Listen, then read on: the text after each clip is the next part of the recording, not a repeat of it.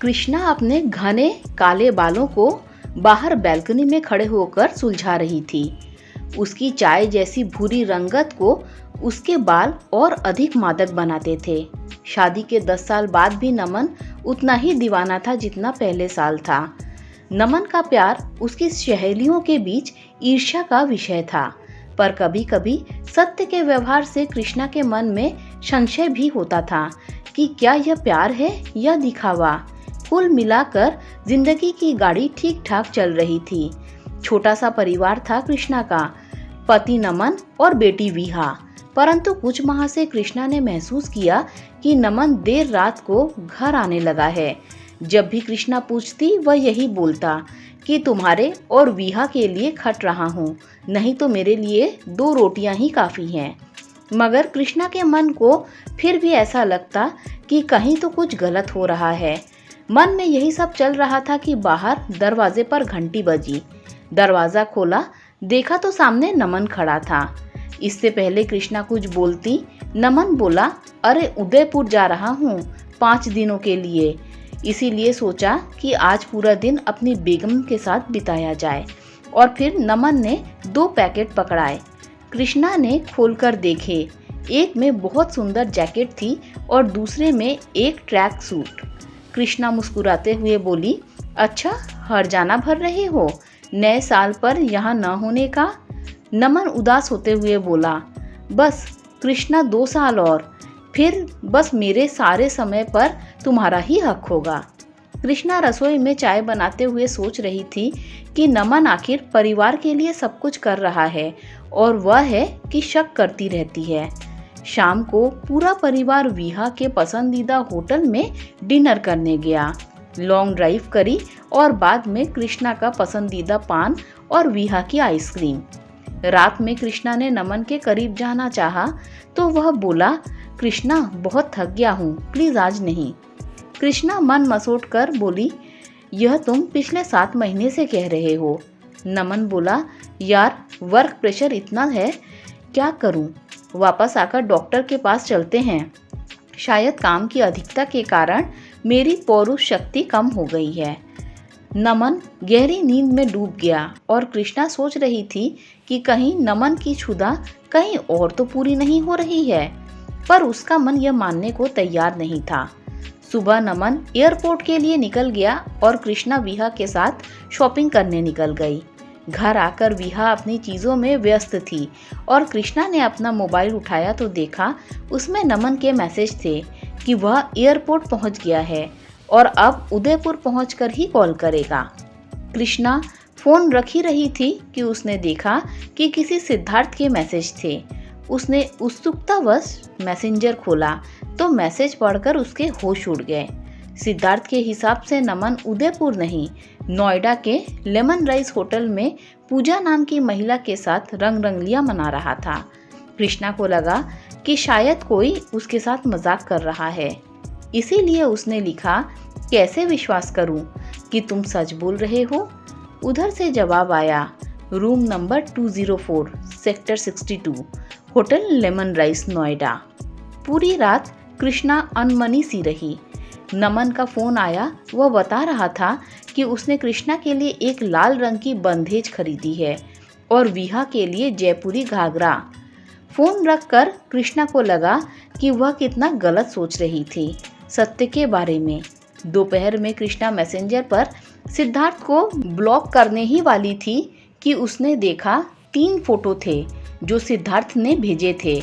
3 photos में एक औरत नमन के साथ खड़ी मुस्कुरा रही थी। अच्छा, तो इसका नाम पूजा है। कजरारी आंखें, होठों पर लाल लिपस्टिक और लाल बंधेज की साड़ी।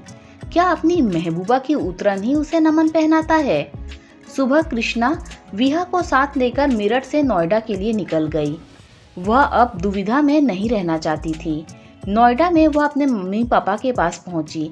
पता चला मम्मी पापा तो गांव गए हुए हैं। कृष्णा के भैया बोले, अरे अचानक, और सत्य कहाँ है। कृष्णा बोली, भैया आपकी बहुत याद आ रही थी, बस चली आई, और कल मेरे कुछ पुराने दोस्तों का नोएडा में गेट टुगेदर है, सोचा आप लोगों से मिल भी लूंगी और दोस्तों से भी। सुबह नाश्ता करके कृष्णा धड़कते दिल के साथ होटल पहुंची। कृष्णा रिसेप्शन पर पहुंची ही थी कि सामने से आती नमन और पूजा दिखाई दे गए। नमन का चेहरा सफेद पड़ गया था, पर फिर भी बेशर्मी से बोला, तुम यहाँ क्या कर रही हो? कृष्णा आंसू पीते हुए बोली, तुम्हें घर ले जाने आई हूँ। नमन बोला, मैं कोई दूध पीता बच्चा नहीं हूँ, घर का रास्ता पता है मुझे। कृष्णा पूजा की तरफ गुस्से से देखते हुए बोली, तो ये है आपका ज़रूरी काम जो तुम उदयपुर करने गए थे? नमन भी बिना झिझक के बोला, हाँ, यह पूजा मेरे साथ मेरे बिजनेस में मदद करती है। कल ही हम उदयपुर से आए हैं और आज तो मैं मेरठ पहुंचकर तुम्हें सरप्राइज देने वाला था। कृष्णा बिना कुछ कहे दंदनाते हुए अपने घर चली गई। जब भैया और भाभी ने पूरी बात सुनी तो भाभी बोली, अरे ऐसी औरतों के लिए अपना घर छोड़ने की गलती मत करना। कल मैं तुम्हें गुरुजी के पास ले जाऊंगी, तुम चिंता मत करो। अगले दिन जब कृष्णा अपनी भाभी के साथ वहां पहुंची तो गुरुजी ने बिना कुछ कहे ही उसे उसके मन का हाल जान लिया। कृष्णा को विभूति देते हुए गुरुजी ने कहा, अपने पति के खाने में मिला देना, कम से कम 1 माह तक ऐसा करोगी तो उस औरत का काला जादू उतर जाएगा। उस औरत ने तुम्हारे पति पर वशीकरण मंत्र कर रखा है। जब वह वापस आए तो कुछ मत कहना। गुरुवार को केले के पेड़ की पूजा करो और शुक्रवार को पूरी निष्ठा से उपवास करना। जब कृष्णा अगले दिन मेरठ जाने लगी तो भाभी बोली, कृष्णा, मम्मी पापा से इस बात का जिक्र मत करना। तुम यह उपाय करोगी तो समस्या का समाधान अवश्य होगा। थोड़ा धीरज से काम लेना। कृष्णा वापस आ गई और ठीक दूसरे दिन नमन भी आ गया। न नमन ने कोई सफाई दी, न कृष्णा ने कोई सवाल किया। घर का माहौल थोड़ा घुटा घुटा सा था, पर कृष्णा को विश्वास था कि उसके पति को सही रास्ते पर ले आएगी। रोज चाय या खाने में कृष्णा भभूति डालकर देने लगी। नमन अब समय पर घर आने लगा। कृष्णा को लगा शायद गुरुजी के उपाय काम कर रहे हैं। उधर नमन एक पहुंचा हुआ खिलाड़ी था। वह शिकार तो अब भी कर रहा था, पर अब उसने खेलने का तरीका बदल दिया था। अब वह घर से ही अपनी महिला मित्रों को फोन करने लगा था। जब कृष्णा कुछ कहती तो वह उसे अपनी बातों में उलझा लेता। कृष्णा को अपनी बुद्धि से अधिक भभूति और व्रत पर विश्वास था। वह सब कुछ जानकर भी आंखें मूंदे रही, पर एक रोज तो हद ही हो गई जब बड़ी बेशर्मी से नमन कृष्णा के सामने ही पूजा से वीडियो कॉल कर रहा था। कृष्णा अपना आपा खो बैठी और गुस्से से उसके हाथ से फोन छीनते हुए बोली, तुमने सारी हदें पार कर दी हैं। मेरा नहीं तो कम से कम विहा के बारे में तो सोचो, क्या कमी है मुझ में? नमन खीसे निपोड़ते हुए बोला, तुम्हारे अंदर अब न वह हुस्न है न वह मादकता रही। एक ठंडी लाश के साथ मैं कैसे अपनी शारीरिक ज़रूरतें पूरी करूं? शुक्र करो मैं तुम्हारे सारे खर्च उठा रहा हूं और अपने नाम के साथ तुम्हारा नाम जोड़ रखा है। और क्या चाहिए तुम्हें? कृष्णा गुस्से में बोली, क्या तुम्हें लगता है मैं अनाथ हूँ या सड़क पर पड़ी हुई लड़की हूँ? मेरे पापा और भाई अभी जिंदा हैं। वह तो मैं तुम्हारी इज्जत के कारण अब तक चुप थी। अब अगर तुम चाहोगे तो वे तुम्हें मेरे करीब फटकने नहीं देंगे। नमन बोला, अगर तुम्हारे करीब फटकना होता तो मैं क्या बाहर आ जाता? तब कृष्णा को बर्दाश्त नहीं हुआ और वह रात में ही विहा को लेकर अपने मम्मी पापा के घर नोएडा आ गई। अब कृष्णा के पास और कोई उपाय नहीं था। उसे अपने मम्मी पापा को सब बताना पड़ा। मम्मी और पापा सब सुनकर सन्नाटे में आ गए। पूरी बात सुनकर भैया आग बबूला हो गए। कृष्णा, तुमने बिल्कुल ठीक किया। अब तुम वापस नहीं जाओगी। विहा और तुम मेरी जिम्मेदारी हो। मगर यह बात सुनते ही भाभी के चेहरे पर चिंता की लकीरें खिंच गई। एकाएक बोल उठी, अरे तुम कैसी पागलों जैसी बात कर रहे हो?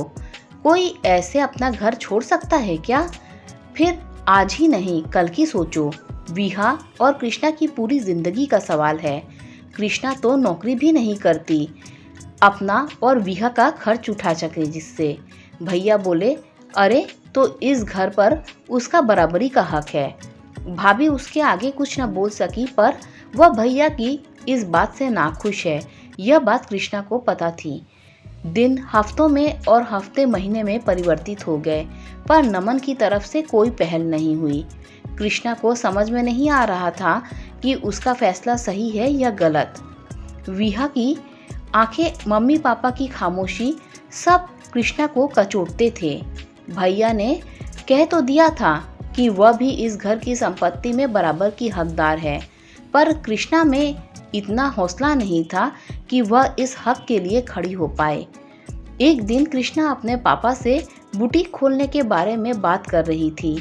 तभी मम्मी हाथ जोड़ते हुए बोली, बेटी क्यों हमारा बुढ़ापा खराब करने पर तुली है? अगर तेरे पापा ने तुझे पैसा दिया तो बहू को अच्छा नहीं लगेगा। हमारे बुढ़ापे का सहारा तो वही है। मैंने आज नमन से बात करी है, वह बोल रहा था तुम अपनी मर्जी से घर छोड़कर गई हो और अपनी मर्जी से घर वापस आ सकती हो। कृष्णा बहुत ठसक से घर छोड़कर आई थी, पर किस मुंह से वापस जाए वह समझ नहीं पा रही थी। मगर भैया का तनाव, भाभी का अबोला, सब कुछ कृष्णा को सोचने पर मजबूर कर रहा था। पहले हफ्ते जो विहा पूरे घर में आंखों का तारा थी, अब वह सबके लिए बेचारी बनकर रह गई थी। एक दिन कृष्णा ने देखा कि भैया के बच्चे गोगी और टिम्सी पिज्ज़ा के लिए जिद कर रहे थे। विहा बोली, टिम्सी मेरे लिए तो डबल चीज़ मंगवाना। गोगी बोला, ये नखरे अपने पापा के घर करना, अब जो मंगवाया है उसी में काम चलाओ। कितनी बार कृष्णा ने गोगी और टिम्सी को छिपकर बादाम आइसक्रीम और चॉकलेट खाते देखा था। विहा एकदम बदल गई थी, उसने जिद करना बिल्कुल छोड़ दिया था। कृष्णा ने बहुत छोटी बड़ी जगह नौकरी के लिए आवेदन भी किया, पर कहीं सफलता नहीं मिली।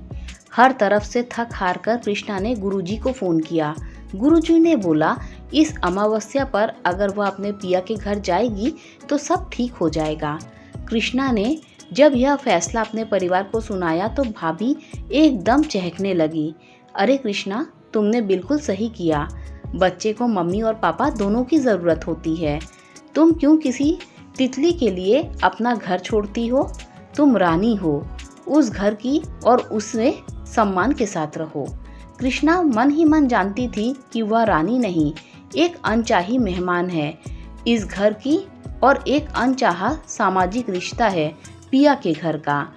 अगले दिन कृष्णा जब अपने सामान समेत घर पहुंची तो नमन ने विहा को खूब दुलारा, परंतु कृष्णा को देखकर व्यंग्य से मुस्कुरा उठा। अब नमन को पूरी आज़ादी थी। उसे अच्छी तरह समझ आ गया था कि अब वह कृष्णा के पास पिया के घर के अलावा और कोई रास्ता नहीं है। वह जब चाहे आता और जब चाहे जाता। जो एक आंखों की शर्म थी, अब वह नहीं रही थी। खुलेआम वह कमरे में ही बैठकर अपनी गर्लफ्रेंड से बात करता, जो कभी कभी अश्लीलता की सीमा भी लांघ जाती थी। कृष्णा से जब नमन का व्यवहार सहन नहीं होता था तो वह बाहर आकर बैल्कनी में खड़ी हो जाती थी। उस दिन भी खड़ी हुई तो कहीं दूर एक गाना चल रहा था, पिया का घर रानी हूँ मैं।